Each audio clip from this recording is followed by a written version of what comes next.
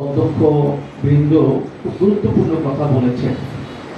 আমি আর এখন আসলেই কথা না বলে ধৈর্যচ্যুত না ঘটিয়ে আমরা শেষ দিকে যেতে চাচ্ছি। আমি যেহেতু বলা হলো ঘোষকের পক্ষ থেকে যে আমরা একটা প্রতিষ্ঠানের 4টি অংশীজন আছে। একটি হচ্ছে ছাত্র, শিক্ষক, সম্মানিত অভিভাবক এবং প্রশাসক, মানে যারা প্রশাসনিক কাজের সাথে জড়িত। আমি এই 4 গ্রুপের জন্য 4 মিনিট কথা বলবো, বেশি না।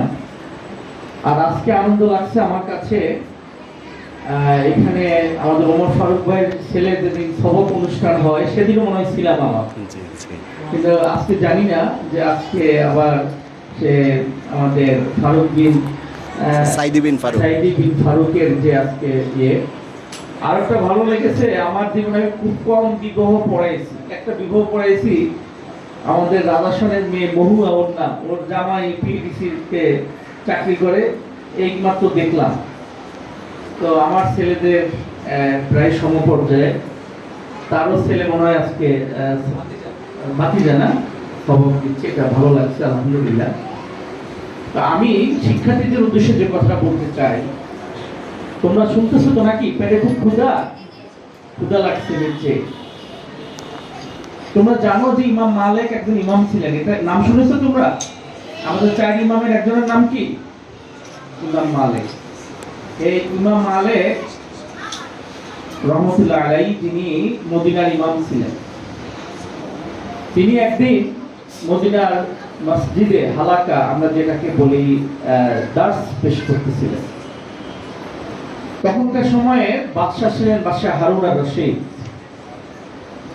তখন ওই মজলিসে বাদশাহ হারুন আর রশিদ ইমাম মালিকের কথা শুনে সে ব্যাকুল হয়ে গেলেন, অস্থির হয়ে গেলেন। এবং উনি যেহেতু রাষ্ট্রপ্রধান, উনি সময়ও পাচ্ছেন না প্রতিদিন এই হালাকায় বা এই মজলিসে আসার জন্য। তো ইমাম মালিককে বললেন, হে ইমাম, আমি কি আপনার কাছে আবদারটুকু রাখতে পারি? আপনি মাঝে মাঝে আমার বাসায় আসলেন, আমার বাসায় এসে আপনি দাওয়াত খেলেন, আর আমাদেরকে কিছু নাসিহত করলেন, কিছু উপদেশ দিলেন, কিছু জ্ঞান বিতরণ করলেন, আমরা আপনার থেকে সে জ্ঞানটা রিসিভ করব। তখন ইমাম মালিক রহমতুল্লাহ আলাইহি উনি একটা চমৎকার করে বলছিলেন, যেটি আমাদের শিক্ষার্থীদের জন্য এবং অভিভাবকদের জন্য আবশ্যক। তিনি বলছিলেন, ইয়া হারুন আর রশিদ, ইন্নাল ইলমা লা ইয়াতি ইন্নামা ইউতা ইলাই। সম্মানিত উপস্থিতি, বলছিলেন, ইয়া হারুন, হে বাদশা হারুন আর রশিদ, আপনি জেনে রাখুন, ইন্নাল ইলমা লা ইয়াতি, ইলম কারো কাছে যায় না,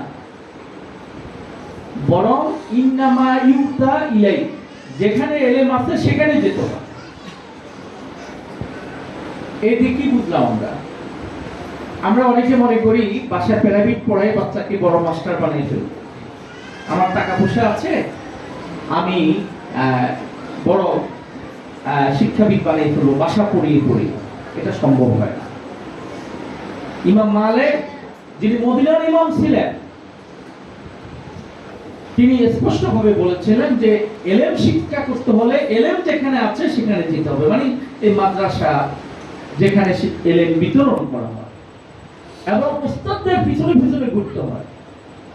আমি ছোটখাটো একজন গবেষক, আমার 2টা ছেলে, 3টা ছেলে, আলহামদুলিল্লাহ। বড় ছেলে গতকালকে তার মেডিকেল লাইফের সর্বশেষ এমবিবিএস এর সর্বশেষ পরীক্ষা শেষ করলেন। তো 2টা ছেলে পরে, এরপরে 2টা, মোট 3জন ছেলে। দ্বিতীয় ছেলেটা আর ছোট ছেলেটা, এই 2টাই আমি একটু গবেষণা করি এমন যে ছোট ছেলে চায় যে তার কাছে সব শিক্ষকরা এসে পড়িয়ে যায়, আর মেজো ছেলে পাগলের মতো ঘুরে যে কার কাছ থেকে একটু শিক্ষা যাবে। আলহামদুলিল্লাহ, আমি দেখেছি ছোট ছেলের মেধা ভালো, ছোট ছেলে হাফেজে কোরআন হয়েছে, সে যে কোনো পড়া খুব সহজেই আয়ত্ত করতে পারে, আইকিউ, সাধারণ জ্ঞান অনেক এক্সপার্ট। কিন্তু যে ছেলেটা আজকে থেকে 10 বছর আগে একটু সহজ সরল ছিল, যাকে নিয়ে বেশি চিন্তা করতাম, আলহামদুলিল্লাহ, আলহামদুলিল্লাহ, আমার ভালো লাগে যে ইমাম মালিকের এই কথা অনুযায়ী কে তাকে জ্ঞান দিবে সেখানে সে ছুটে যায়। মানে আমাকে বলে, আব্বু তুমি একটু বলে দাও, তুমি একটু করে দাও। ঢাকা বিশ্ববিদ্যালয়ে একটা কোর্সে ভর্তি হয়েছে, ওইখানে ছাত্রদেরকে পাগল বানাই ফেলছে। সব স্যার আমাকে ফোন করতেছে, সবাই আমার বন্ধু, যে ভাই আপনার এই ছেলে তো আমাদের মানে সবাইকে আলহামদুলিল্লাহ মানারাতে পড়তেছে। মানারাতে সেখানে ইংরেজি স্যারকে ইংরেজি, আরবি স্যারকে আরবি, আরবিতে অ্যান্সার দিবে, ইংরেজিতে অ্যান্সার দেবে, তাই দিচ্ছে। মানে সে ছাত্রদের কাছে কাছে ঘুরে বেড়াচ্ছে। যার কারণে ইমাম মালিক রাহমাতুল্লাহ আলাইহির এই কথা অনুযায়ী যে এলেমের পিছনে ছুটছে, এটাতে বারাকাত হচ্ছে। আমি ছাত্র এবং অভিভাবকদের উদ্দেশ্যে বলতে চাই যে তোমার বাবা কোটিপতি, তুমি এই জন্য বসে থাকবে না। কোন উস্তাদের কাছে কোন সুরটা আছে, কোন কণ্ঠটা আছে, কোন ইয়ারটা তার কাছে ভালো, কোন স্বাস্থ্যবক্তা শোনাবে, এ আবেগ তোমার মধ্যে পেরেশানি থাকতে হবে। আমি বাংলা মিশনের সাথে দীর্ঘ প্রায় 1.5 যুগের মতো সম্পৃক্ত থাকার কারণে আমি দেখছি যে এই যে সালেহ আহমদ তাকরিম, এর বাবা কিন্তু এখানে এক মসজিদের মুয়াজ্জিন ছিলেন, পরে মনে হয় ইমাম হয়েছে। এই ছেলেটা আমার মিরপুরে এই যে মাদ্রাসা পড়তো, ওই মাদ্রাসার আমার ওস্তাদ এই মাদানীদের সাথে পড়েছে, আমার ছাত্র মদিনা ইউনিভার্সিটি পড়ে আসছে। এই সালেহ আহমদ তাকরিমের কথা আমি শুনেছি যে সে ওয়াশরুমে গিয়ে সেখানে যে লাইন দিয়ে দাঁড়াতে হয়, হেডখানা তো ওয়াশরুম কম, ওইখানে বসে বসে পড়ছে। আজকে আমাদের ফারুক ভাই যে বললেন অভিভাবক হিসাবে, যে সত্যি আপনি ধন্য যে আপনার সন্তানের কারণে আপনার কোরআনের প্রতি দরদ লেগেছে।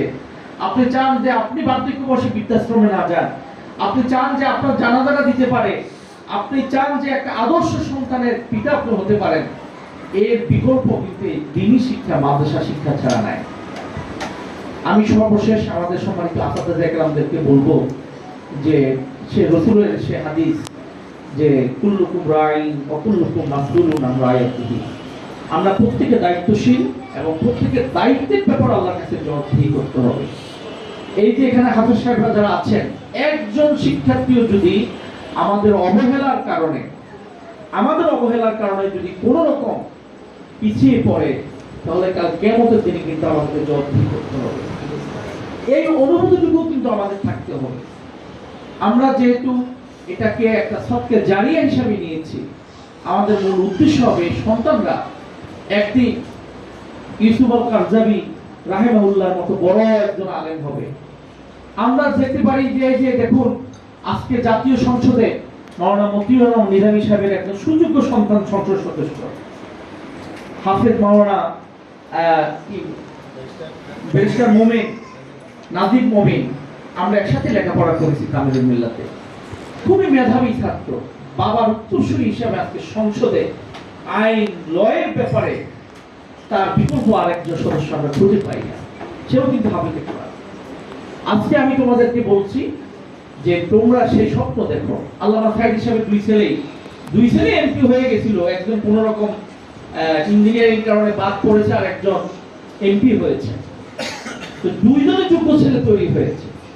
আমরা চাই আমরা যেখানে যেতে পারিনি, আমরা যেখানে পৌঁছতে পারিনি, তোমরা সেখানে পৌঁছবে। আমাদের শিক্ষকরা এই ক্যাম্পাসের যারা শিক্ষক আছেন, বিভিন্ন ক্যাম্পাসের শিক্ষক, আমরা মুখ দেখে কোনো শিক্ষক নেই না, আমরা দেখি তার মধ্যে কি যোগ্যতা আছে। কিন্তু আমাদের সবচেয়ে বেশি দরকার হলো যে আমাদের সিনসিয়ারিটি, আমাদের অনেস্টি, আর আমরা যেন লিমা তাকুলুনা মা লা তাফআলুন, আমরা যে কথাটা বলবো সেটা শতবার বাস্তবায়ন করার আমরা চেষ্টা করতে পারি। তাহলে আমাদের যে অংশীজন যারা আছে, ছাত্র, শিক্ষক, অভিভাবক এবং আমরা যারা প্রশাসনিক দায়িত্বে আছি, সবাই মিলে আমাদের শিক্ষার্থীদের গন্তব্যস্থানে আমরা পৌঁছাতে পারবো। আমি সর্বশেষ অভিভাবকদের একটি কথা বলছি। আমরা অনেক সময় দেখি আমাদের কাছে কিছু ছাত্র আসে, আজকেও একটা মেয়ে আসছে, আমার এত ভালো লেগেছে, কওমি মাদ্রাসা থেকে দাওরা কমপ্লিট করে এসেছে, এসে বললো যে স্যার আমি এই যে 9-এ ভর্তি হতে চাই। দেখলাম তার ন্যাশনাল আইডিতে তার বয়স 21 বছর হয়ে গেছে, প্রায় 20 বছর শেষ হয়েছে, কিন্তু আমাদের সরকারি নিয়ম অনুযায়ী সে আর এখন 9-এ রেজিস্ট্রেশনটা করার কোনো সুযোগ নেই। আমরা তাকে ফেরত দিলাম। তখন আমি বললাম তুমি কি পড়েছো মা এতদিন? ওর মা বাবা এসছে, বাবা একজন জেনারেল শিক্ষিত, আবেগে আপ্লুত দিয়েছে। বললো যে আমি তো দাওরা মানে সব কিতাব শেষ করেছি। আমি বললাম মিজান তো অনেক আগে শেষ করেছে, মিজান থেকে দৌড়লাম পারে না, নাহমিদ থেকে দৌড়লাম পারে না, মানে এইভাবে হেদায়া থেকে দৌড়লাম পারে না।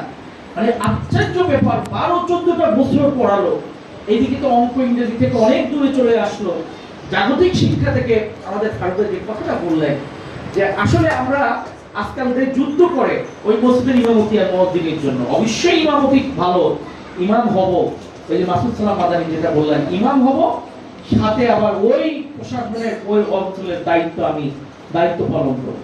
মুয়াজ্জিনে জাবাল যেভাবে করেছিলেন।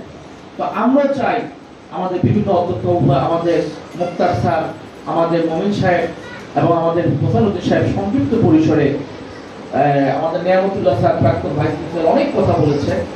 আমরা সব কথাগুলি আমার কথা এবং আমাদের কথা, আমরা এগুলোকে বাস্তবায়ন করব এবং সত্যিকারে আমরা বলবো যে এই প্রতিটা ছেলেকে নিয়ে আমরা আমাদের হোমওয়ার্ক হওয়া দরকার এবং অভিভাবকদের একটি দৃষ্টি রাখা দরকার যে চেষ্টা করতে হবে হাফেজ হওয়ার জন্য, কিন্তু হাফেজ না হতে পারলে